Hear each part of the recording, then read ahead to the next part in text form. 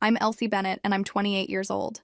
Last night, my future mother-in-law handed me a maid's uniform at my engagement dinner, and the entire room erupted in laughter. My fiancé looked me dead in the eye and said, "Perfect, she'll need it." I didn't say a word, didn't storm out, didn't throw the uniform back at her. I just looked at my mother across the table, and in that single glance, she understood everything. Where are you watching from today? Drop your location in the comments below and hit that like and subscribe button if you've ever felt completely blindsided by someone you trusted.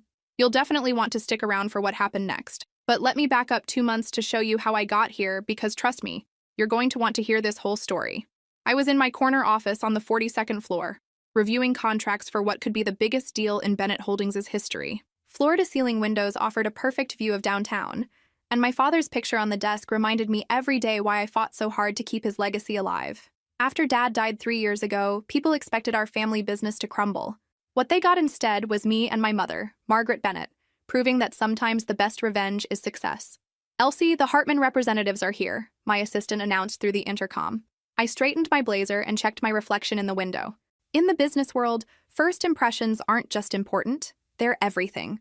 And today's meeting could secure Bennett Holdings for the next decade. The conference room filled with the usual suspects: lawyers, accountants, and executives in identical navy suits. But then Caleb Hartman walked in, and I'll admit, he wasn't what I expected. Tall, confident, with the kind of smile that probably opened doors before he even spoke. Most CEOs' sons I'd met were entitled brats coasting on family money. Caleb seemed different. "Ms. Bennett," he said, extending his hand, "I've heard incredible things about what you've accomplished here." Professional handshake, direct eye contact, and he'd done his homework. Point for Caleb. The meeting went smoothly.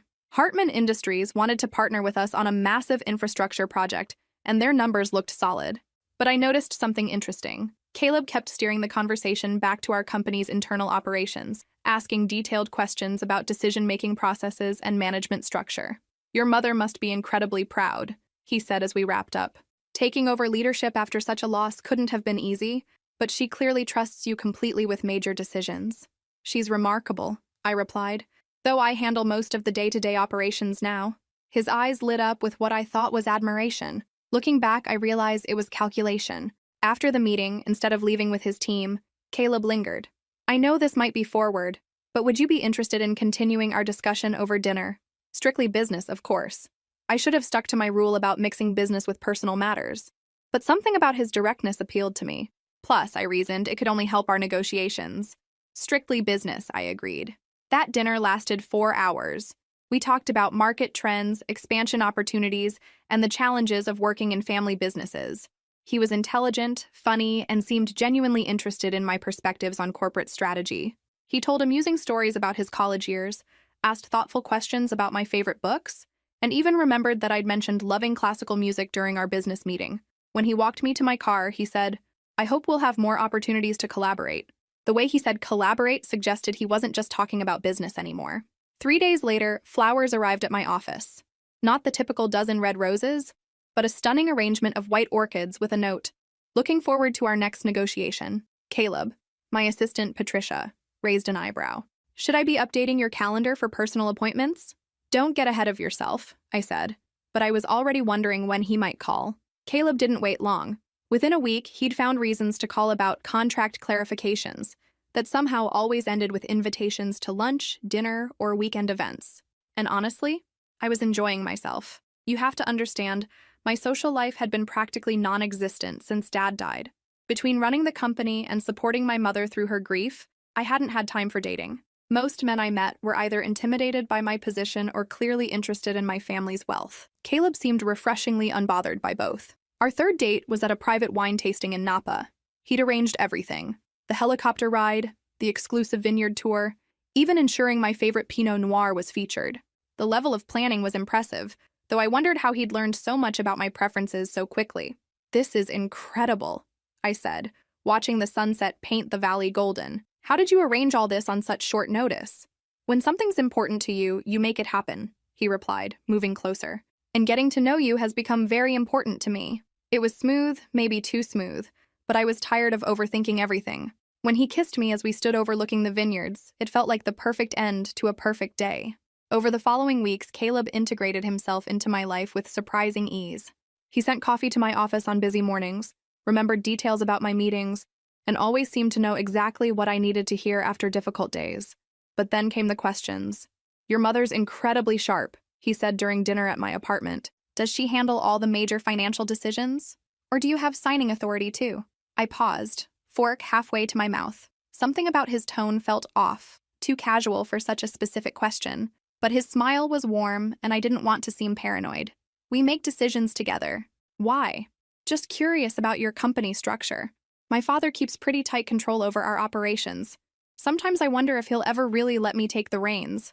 It seemed innocent enough, two adult children discussing family business dynamics. But over the next few dates, I noticed a pattern.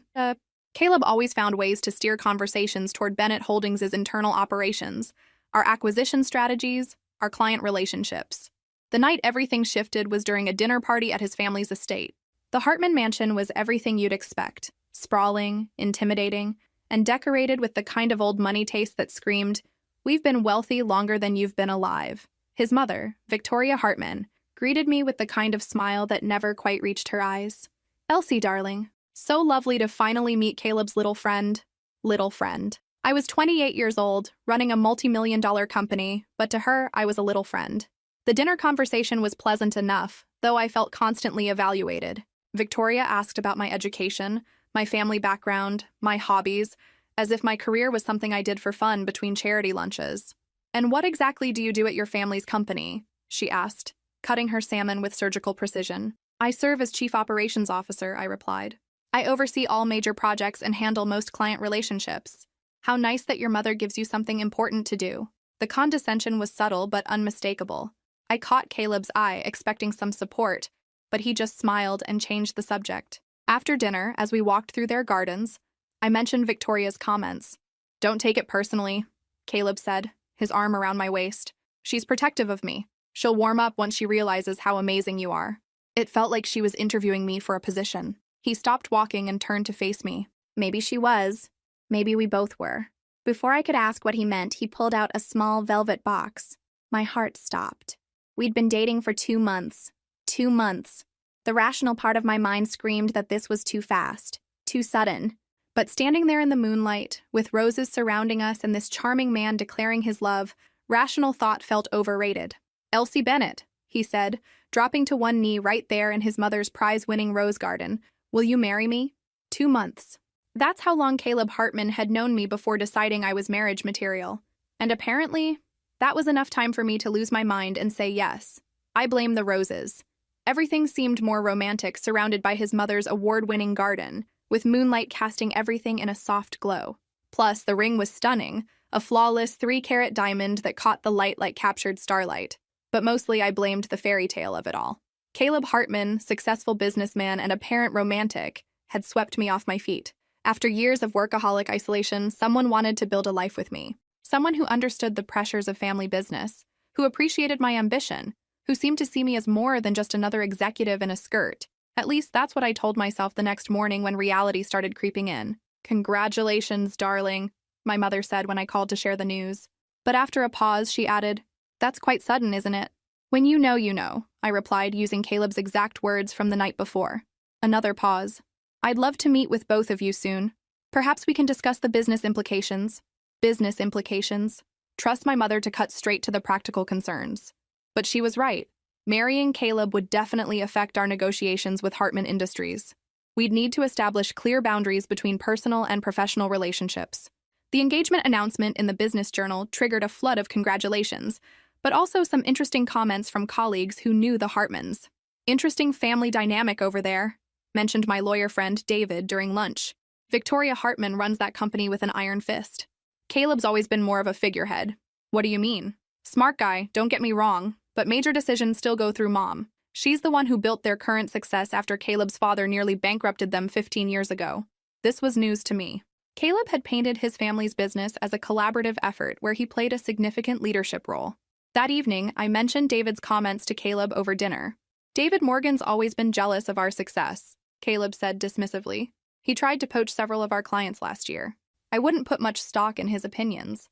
But it was the way he changed the subject immediately that stuck with me. The engagement party planning began almost immediately, And that's when I got my first real glimpse of Victoria Hartman in action. She took over every detail, from the venue to the guest list to the menu, treating me like a supporting character in her son's life story. "I've booked the country club for next month," she announced during what was supposed to be our planning meeting. "Saturday evening cocktail attire? The usual crowd will attend." "Actually," I interjected, "I was hoping we could discuss the guest list together. I have family and friends I'd like to include." Victoria's smile tightened. "Of course, dear. Just send me a list and I'll see what can be accommodated."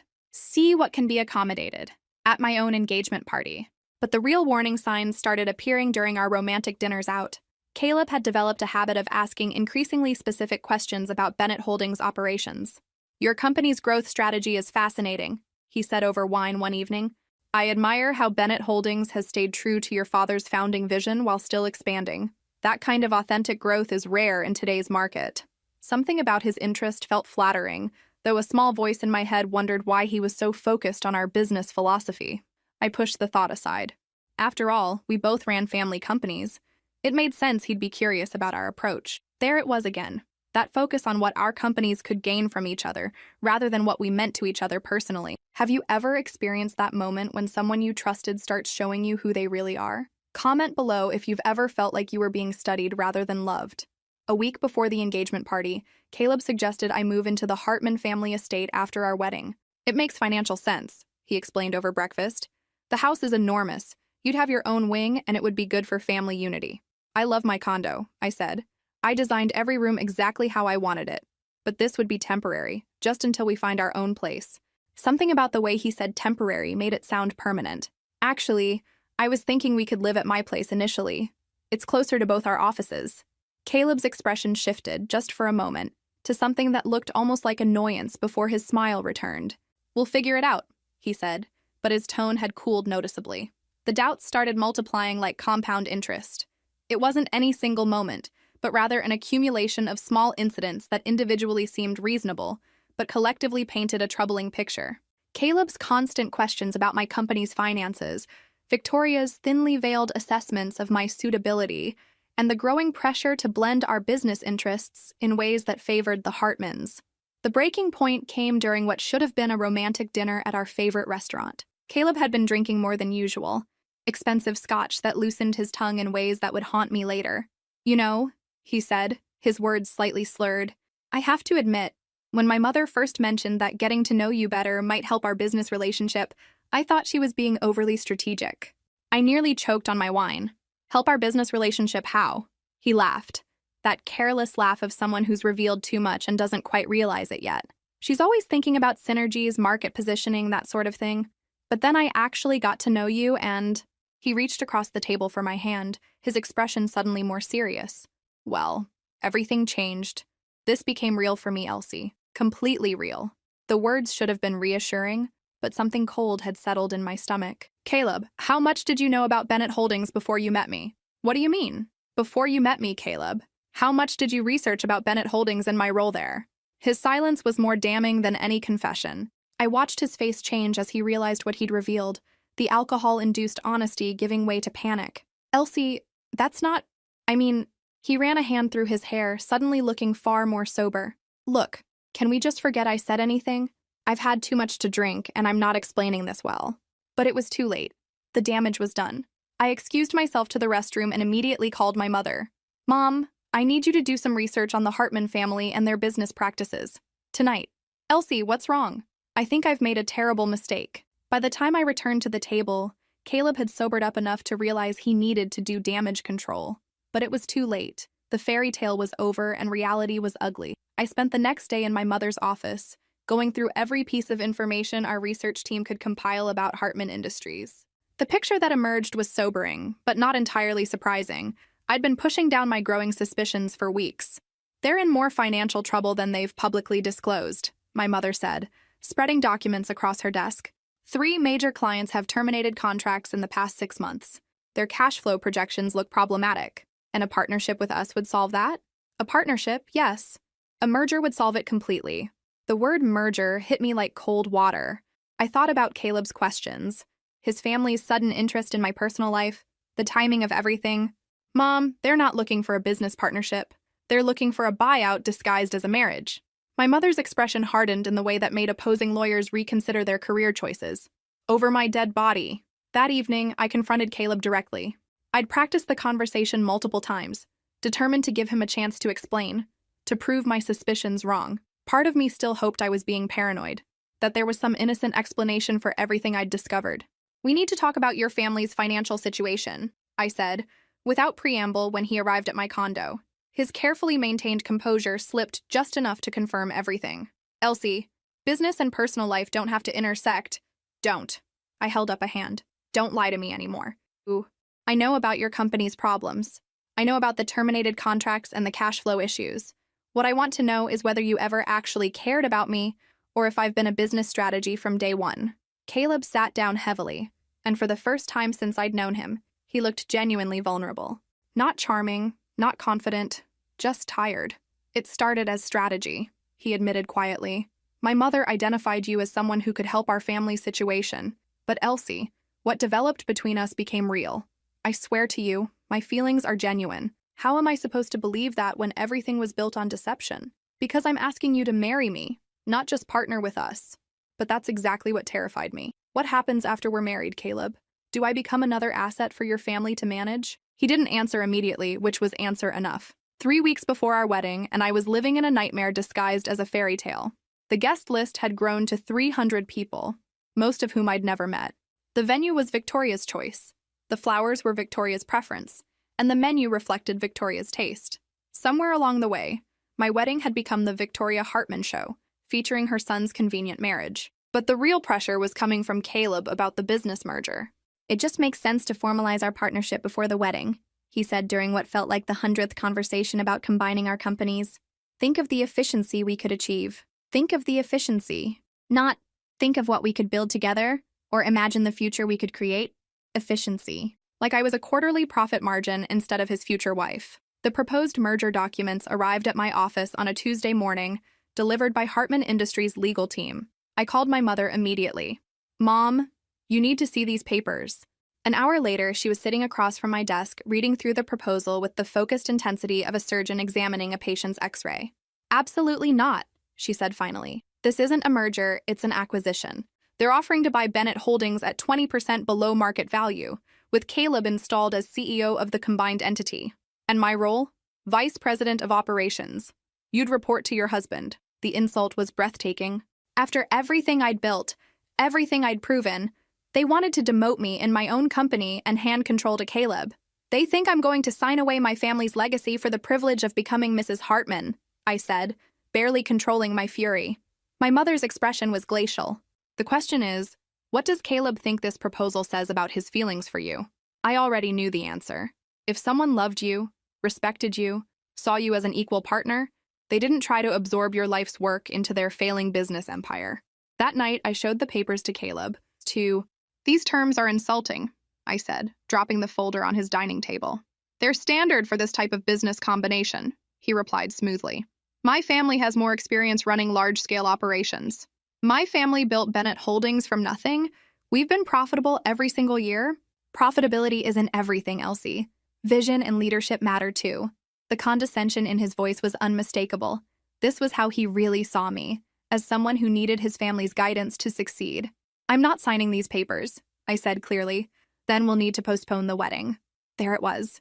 The ultimatum I'd been dreading. Sign over my company or lose my fiancé. Is that a threat? It's a reality.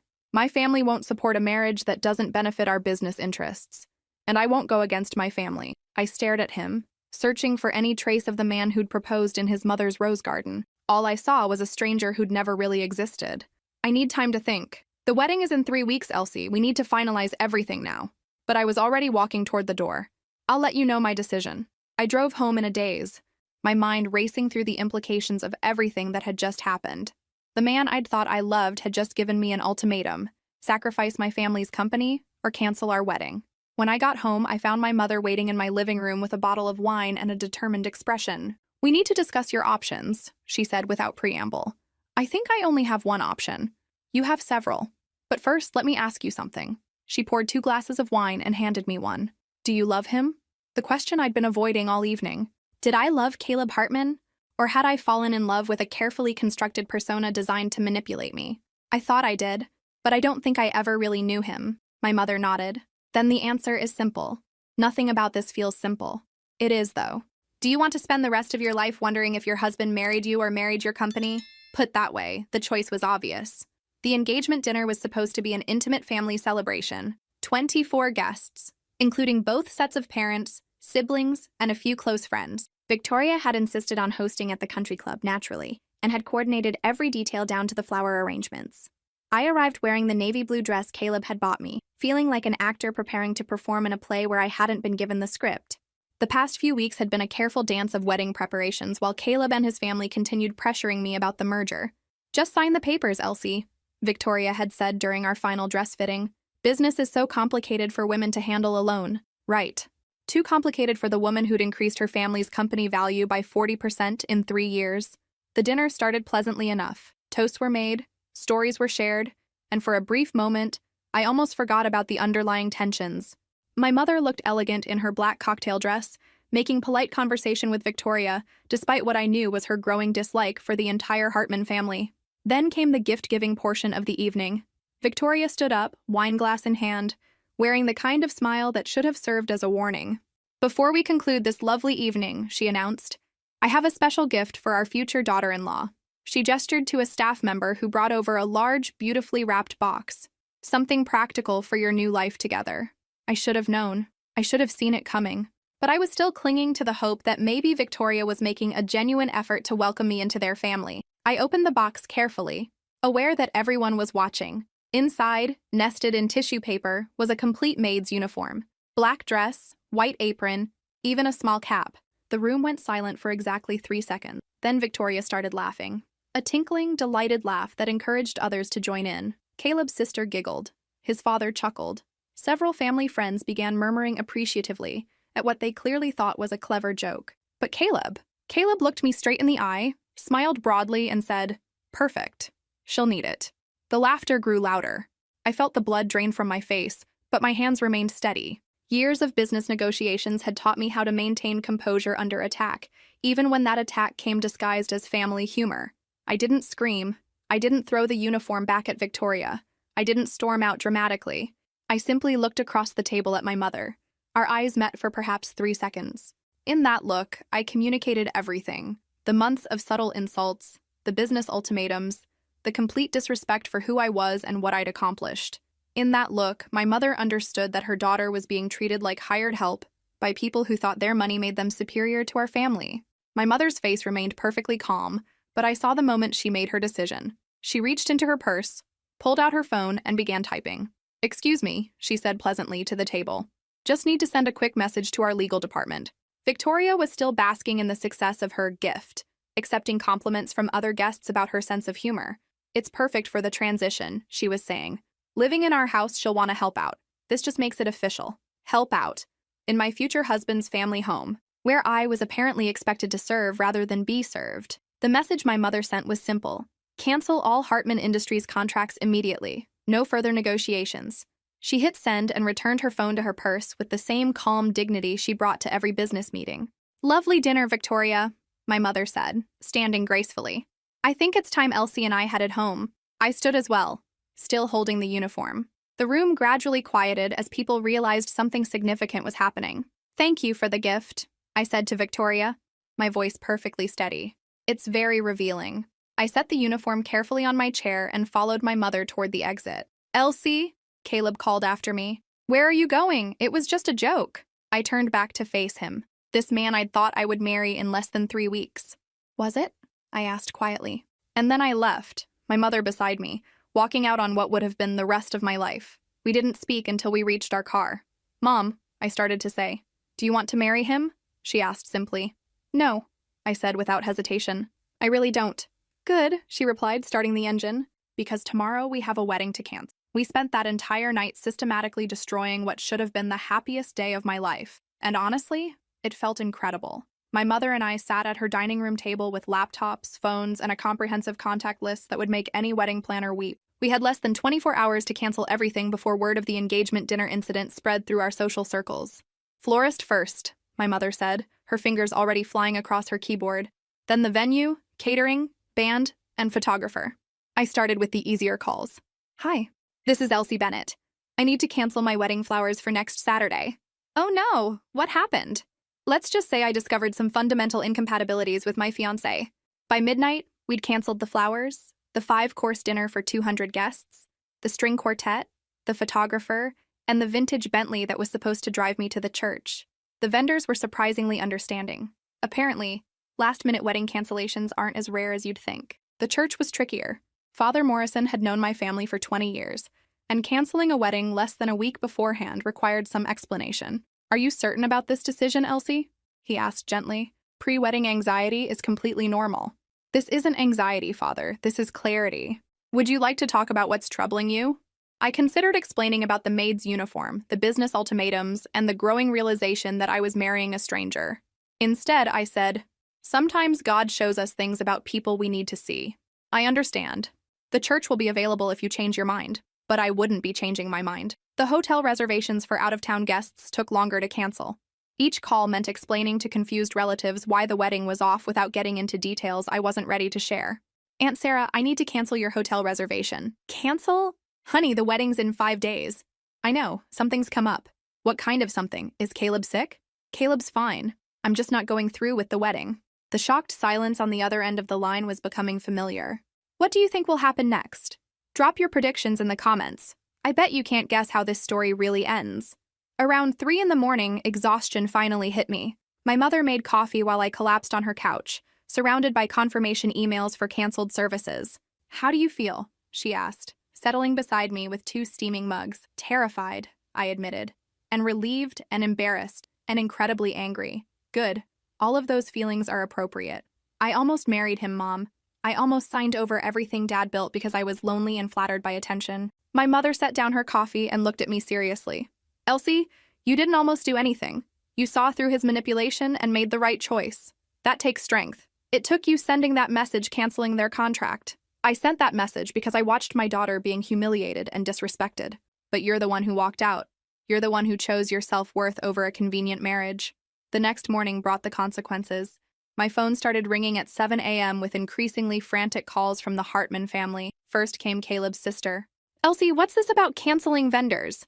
Caleb says you had some kind of misunderstanding last night. It wasn't a misunderstanding, Rebecca. Your mother gave me a maid's uniform at our engagement dinner. That was just a joke. You're really going to call off the wedding over a harmless prank? Harmless. Right. Because humiliating someone in front of their family and friends is totally harmless. Next came Victoria herself, her voice dripping with false concern. Elsie, dear, I think we need to talk. This little tantrum has gone far enough. Little tantrum. The woman had doubled down instead of apologizing. Mrs. Hartman, there's nothing to discuss. The wedding is canceled. Don't be dramatic. We can work through this silly misunderstanding. There's no misunderstanding. You gave me a maid's uniform and told everyone I'd need it for when I moved into your house. Your son agreed. You made your expectations perfectly clear. I was simply trying to include you in family traditions. No, you were putting me in my place. And you succeeded. My place is not with your family. I hung up before she could respond. But Caleb himself didn't call until almost noon. When he finally did, his tone was completely different from the charming man I'd thought I loved. Elsie, you're embarrassing both our families with this behavior. I'm embarrassing our families? Your mother gave me cleaning supplies as an engagement gift. It was a joke. You're being oversensitive. And you're being exactly who you've always been. I just didn't see it clearly before.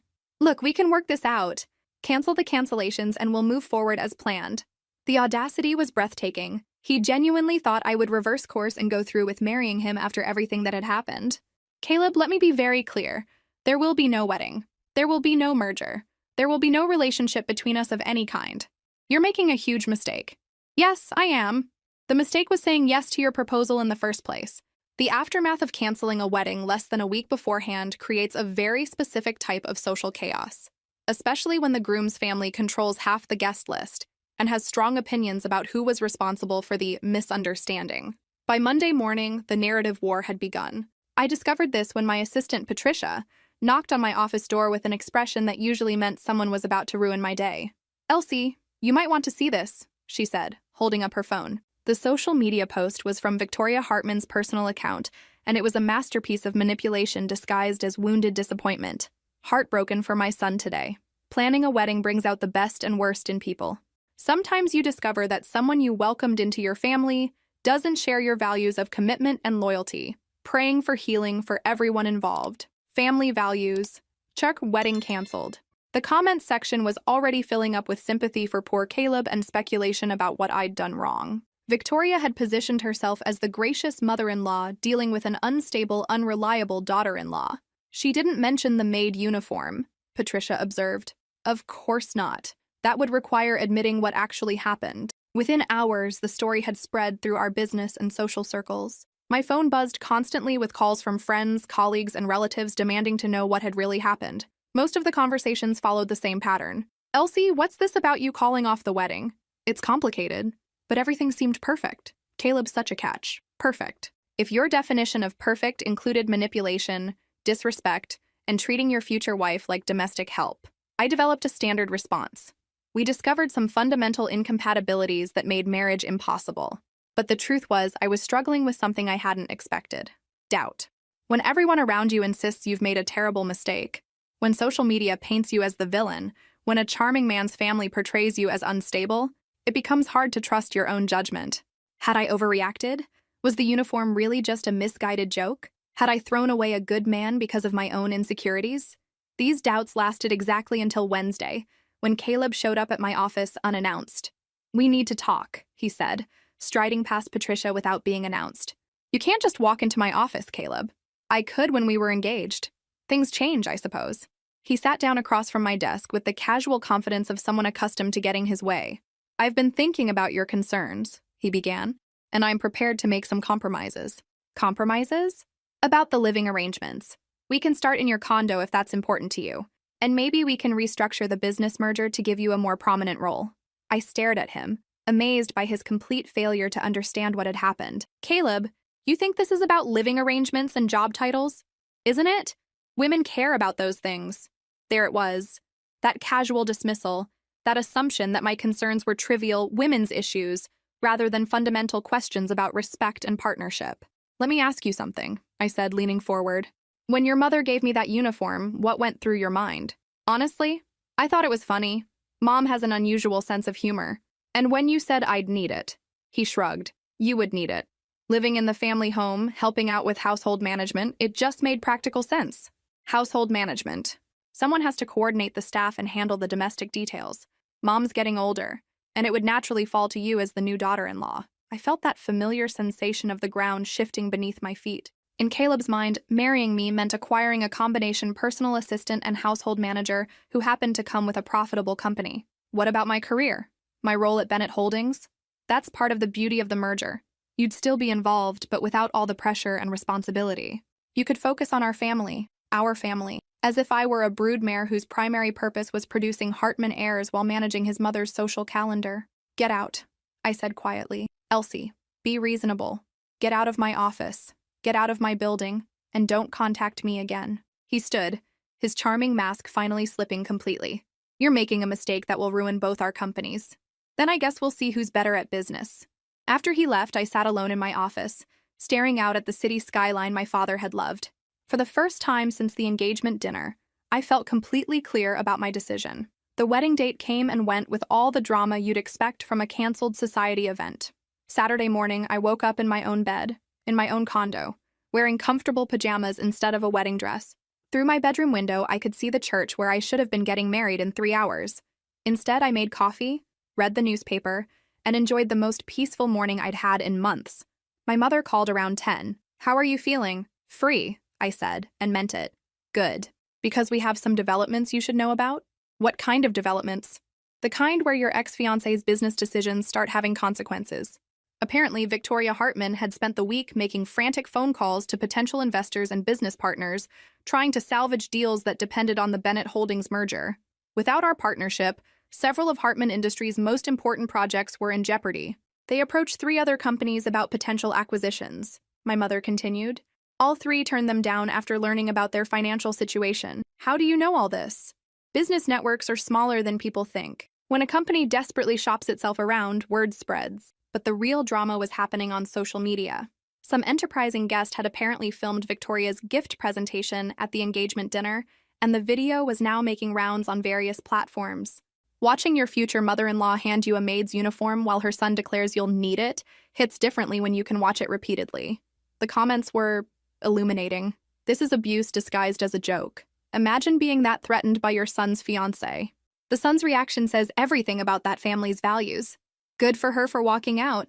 Victoria's carefully crafted narrative about my instability was crumbling as people saw the actual incident rather than her sanitized version of events. But the most satisfying development came Monday morning when Patricia brought me the business journals. "You're going to want to see the financial section," she said, setting several newspapers on my desk. The headline in the Wall Street Journal was perfect. Hartman Industries stock drops 15%, following failed merger talks.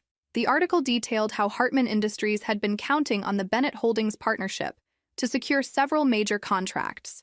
Without our backing, their clients were reconsidering their commitments. The company that had tried to absorb my family's business was now facing its own potential collapse. "There's more," Patricia said, pulling up something on her tablet. "Caleb Hartman gave an interview to the Business Chronicle. The interview was exactly what you'd expect from a man who'd never taken responsibility for anything in his life. He blamed me for the failed merger, suggested that I'd led his family on, and implied that Bennett Holdings wasn't as financially stable as we claimed. Ms. Bennett became emotional and irrational during negotiations," he was quoted as saying. "We realized she might not have the temperament for the kind of high-level business decisions a merger would require. Emotional and irrational, the classic dismissal of any woman who dares to have standards."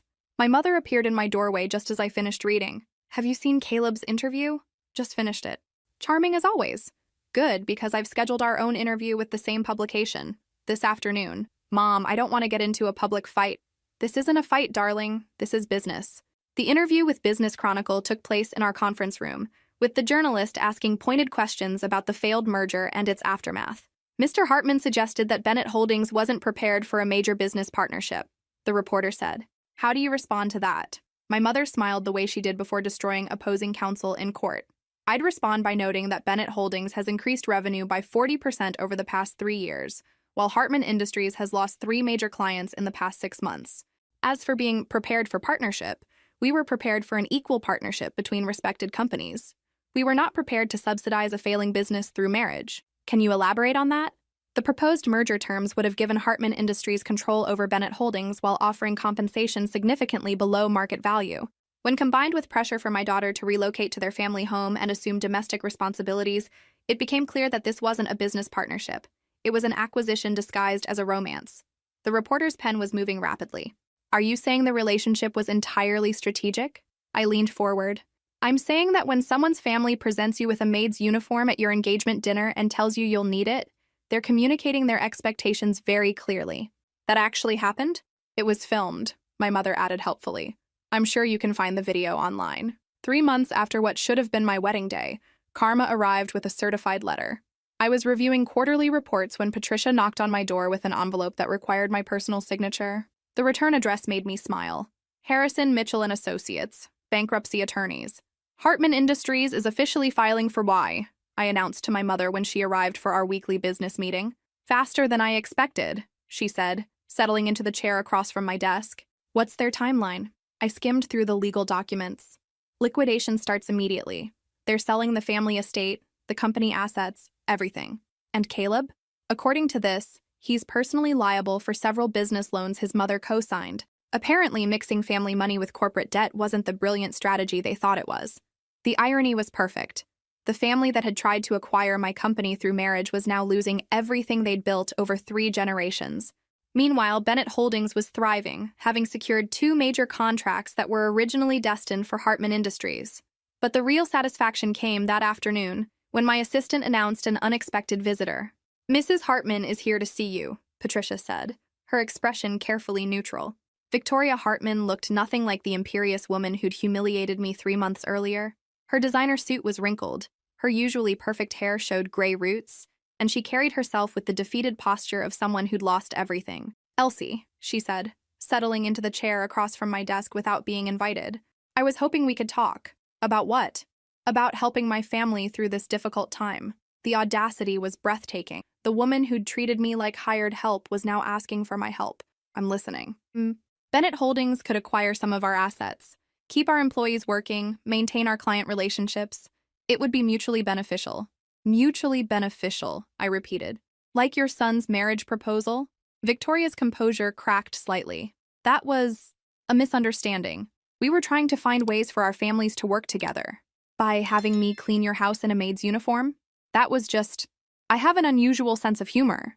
The same excuse Caleb had used. Apparently, humiliating people was just their family's quirky personality trait. Mrs. Hartman, let me be very clear about something. Your family tried to manipulate me into giving up my company and my independence. You treated me like domestic help and expected me to be grateful for the privilege. Now that your schemes have failed and your business is collapsing, you want me to rescue you. We're not asking for a rescue, we're proposing a business arrangement. No, you're begging, and frankly, it feels good to watch. Her mask of polite desperation finally slipped completely. You vindictive little— Careful, I interrupted. I'm recording this conversation for legal purposes. Wouldn't want your bankruptcy lawyers to have to explain why you're threatening potential business partners. Victoria stood abruptly, her chair scraping against the floor. You'll regret this. Our families have connections you can't imagine. Had connections, I corrected. Past tense. Amazing how quickly those connections disappear when you can't pay your bills. After she left, I sat in my office feeling a satisfaction I'd never experienced in any successful business negotiation. This wasn't just about money or market share. This was about justice. My phone buzzed with a text from Caleb. We need to talk. I deleted it without responding. 10 minutes later, another text. Please, Elsie, I know I made mistakes. Delete. A third text. I'm sorry about the uniform. Mom went too far. Finally, a confession. Too little, too late. I typed back, your mother went exactly as far as you allowed her to go.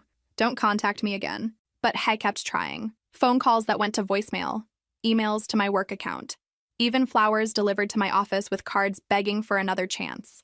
The flowers went to the hospital charity ward. The voicemails were saved as evidence of harassment. And the emails provided entertaining reading during slow business days. Because the truth was, I was thriving. Without the stress of planning a wedding to a manipulative family, without the constant pressure to compromise my values, I was sleeping better, thinking clearer, and making better business decisions than I had in years. Bennett Holdings wasn't just surviving without the Hartman merger, we were flourishing. 6 months later, I was standing in the lobby of what used to be the Hartman Industries building, about to close on the purchase of their former headquarters. The irony was exquisite. The company that had tried to absorb mine through marriage was now selling me their prime real estate at a bankruptcy auction. Justice served with a view of downtown and underground parking. My mother stood beside me, reviewing the final paperwork with our legal team. 30% below market value, she murmured. Even better than we projected. Careful, I said quietly. You're starting to sound like you're enjoying this. I am enjoying this. They tried to destroy my daughter and steal our company. Watching them lose everything feels appropriate. The bankruptcy coordinator approached with the final documents. Ms. Bennett, we're ready for your signature. As I signed my name to papers that officially transferred ownership of the Hartman building to Bennett Holdings, I caught sight of a familiar figure across the lobby. Caleb stood near the elevators, wearing a suit that looked expensive, but tired, like he'd been wearing it for days. Our eyes met across the room, and he started walking toward me. Elsie, he said when he reached us, could we talk privately? My mother stepped protectively closer, but I nodded. 5 minutes. We walked to a corner of the lobby where we could speak without being overheard. I wanted to congratulate you, Caleb said, though his voice held no warmth. This must feel like the ultimate victory. It feels like good business, I replied. Nothing more. Right. Good business. He laughed bitterly. You know, I actually convinced myself that I loved you.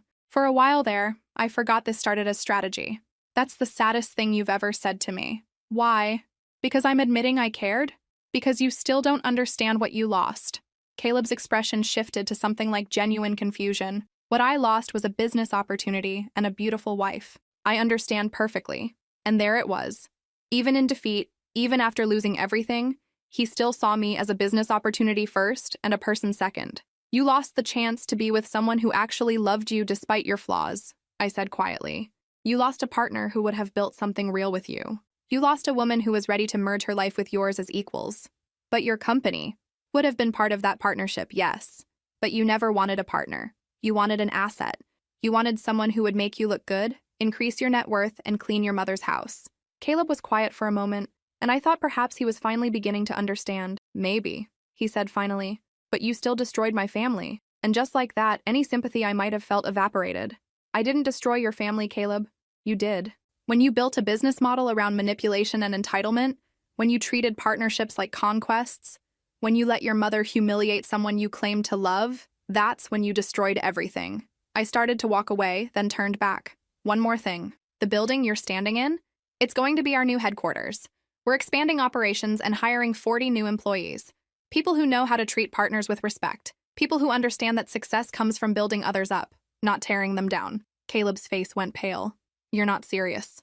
Dead serious. We'll even keep the Hartman name on the parking garage, as a reminder.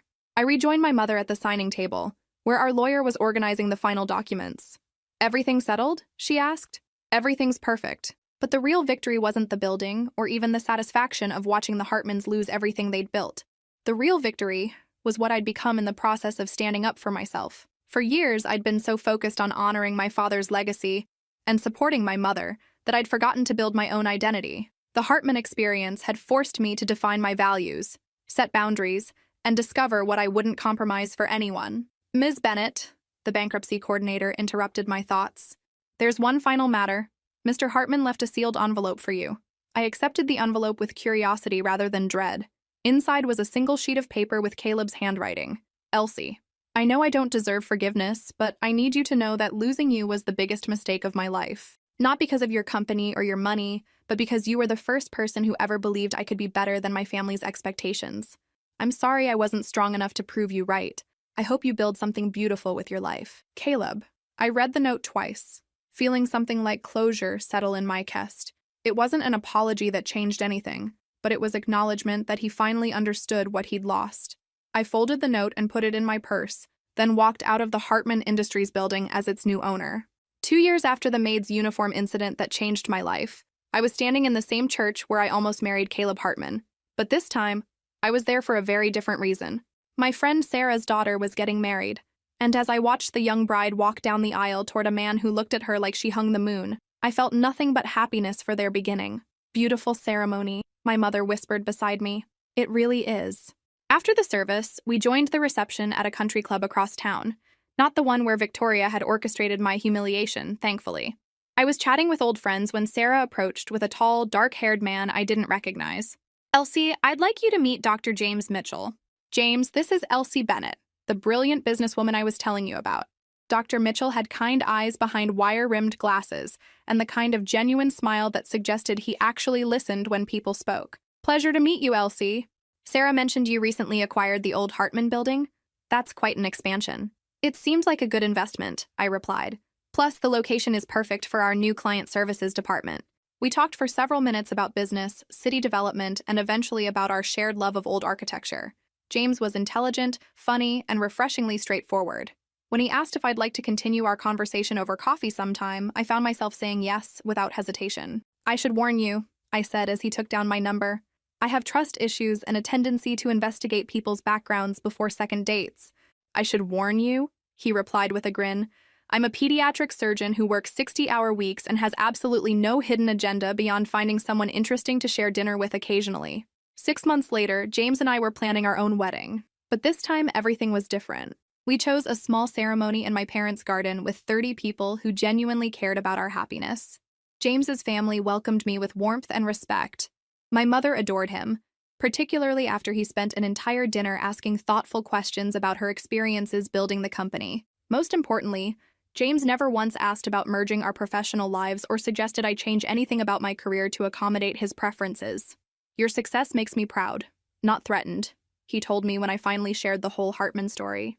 Any man who feels otherwise isn't worthy of you. The morning of our wedding, I woke up feeling nothing but excitement and certainty.